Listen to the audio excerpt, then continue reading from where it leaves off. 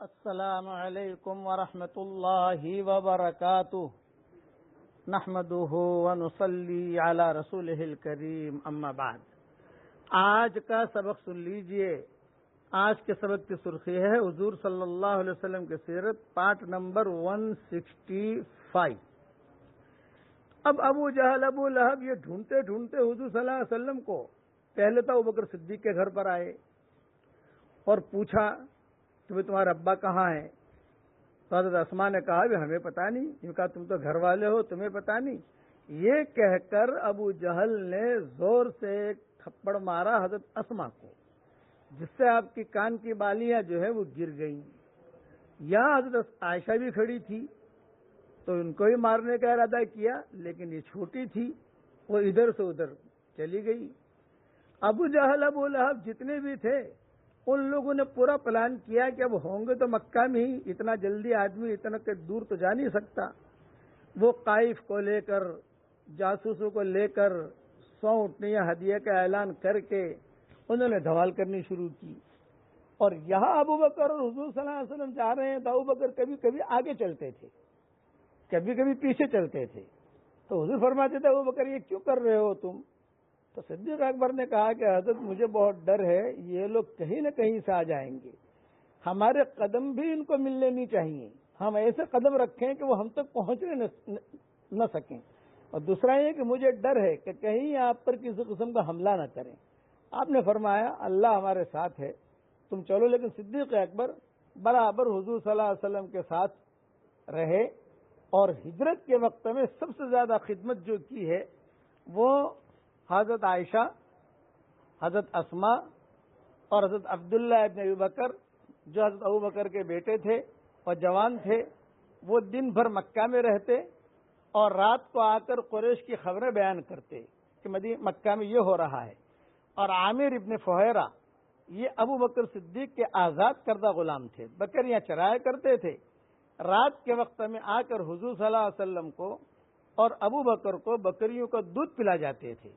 اور عبداللہ ابن عریقط دوئلی کو رہبری کے لیے اجرت پر مقرر کیا۔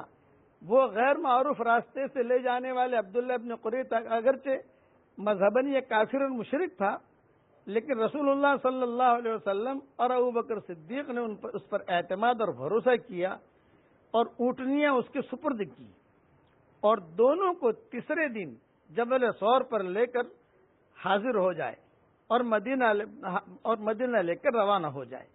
یعنی یہ کہا کہ ہم 3 دن جبل ثور میں رہیں گے۔ یہاں خدا کا معاملہ ایسا ہوا کہ مکڑی نے جالا تن دیا، مشرکین مکہ جو ہے یہ برابر ڈھونڈتے رہے، ابھی حضور مکہ سے باہر نکلے نہیں ہیں، ڈر رہے تھے یا تو کوئی آیت نازل ہو یا جبریل آ کر کوئی بات بتائیں۔ لیکن یہ کہ اب آسمان خاموش ہو گیا، وحی کا آنا بند ہو گیا۔ اخیر وہی یہ نازل ہوئی ربی ادخلنی مدخل صدق واخرجنی مخرج صدق واجعل لی من لدنک سلطانا نصیرا، یہ دعا نازل ہوئی۔ اس کے بعد سے جو ہے حضرت جبریل بھی خاموش، آسمان بھی خاموش، اور یہاں بچیوں کی پریشانی ہو رہی ہے۔ چلتے چلتے حضور صلی اللہ علیہ وسلم نے حضرت سودا، حضرت فاطمہ کے لیے کچھ راشن وغیرہ بھی بھروا لیا، کبھی یہ تم رکھو اور ہم جلد از جلد مدینہ منورہ سے تمہارے لیے کوئی انتظام کرتے ہیں۔ صدیق اکبر نے بھروا لیا۔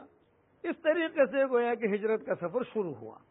اب وہاں مشرکین مکہ جب پہنچے تو وہاں یہ دیکھا کہ بھی یہ غار میں تو کوئی آدمی آ نہیں سکتا، کہ کوئی آدمی داخل ہی نہیں ہو سکتا، اس لیے کہ وہ غار ایسے کتابوں میں لکھا ہے کہ وہ غار ایسا غار تھا کہ آدمی لیٹ کر داخل ہو۔ آج کل جو لوگ بتاتے ہیں کہ دھڑلے سے داخل ہو جاؤ، وہ اصل غار نہیں ہے۔ حضور یہ تو صحیح روایتوں میں ہے کہ وہ غار اتنا اس کا منہ بند تھا کہ آدمی لیٹ کر ہی جا سکتا ہے، بیٹھ کر یا کھڑا ہو کر داخل ہی نہیں ہو سکتا۔ یہ صحیح روایتوں میں آتا ہے۔ اس لیے صدیق اکبر نے حضور صلی اللہ علیہ وسلم کا بہت اکرام کیا۔ وہ سانپ نکلا اور سانپ نے نکل کر سلام کیا اور یہ کہا السلام علیک یا رسول اللہ، میں جنات ہوں اور کئی 100 سالوں سے آپ کے انتظار میں یہاں بیٹھا ہوں، اور میں صرف آپ کو دیکھنے کے لیے یہاں بیٹھا ہوں، اور عیسیٰ علیہ السلام کے حواریوں میں ہوں۔ یہ جملہ کہا، میں عیسیٰ علیہ السلام کے حواریوں میں ہوں۔ اب یہ 3 دن تک تو برابر جو ہے یہ سب مسئلہ چلتا رہا، حضور صلی اللہ علیہ وسلم وہیں رہے، خبر آئی کہ فاطمہ کی طبیعت خراب ہوئی ہے۔ اب وہاں کوئی ڈاکٹر تو تھا نہیں، وہاں کوئی آدمی تو تھا نہیں کہ جسے کہے دوا لو، حضور نے وہی دعا کی کہ اللہ تعالیٰ شفا دے، ہم کیا کر سکتے ہیں؟ اس لیے کہ ہم تو یہاں بیٹھے ہیں، ہمیں تو مدینہ منورہ کا سفر کرنا ہے۔ اب اگلا سفر حضور صلی اللہ علیہ وسلم کا 3 دن غار ثور کے بعد جو ہے یہ شروع ہو رہا ہے۔ بقیہ تفصیل انشاءاللہ بعد میں پوری کروں گا، اس وقت سفروں میں چل رہا ہوں، کوشش کرتا ہوں کہ آہستہ آہستہ یہی مضمون پورا ہو جائے۔ اللہ تعالی حضور صلی اللہ علیہ وسلم کی سنتوں پر چلنے کی ہم سب کو توفیق عطا فرمائے۔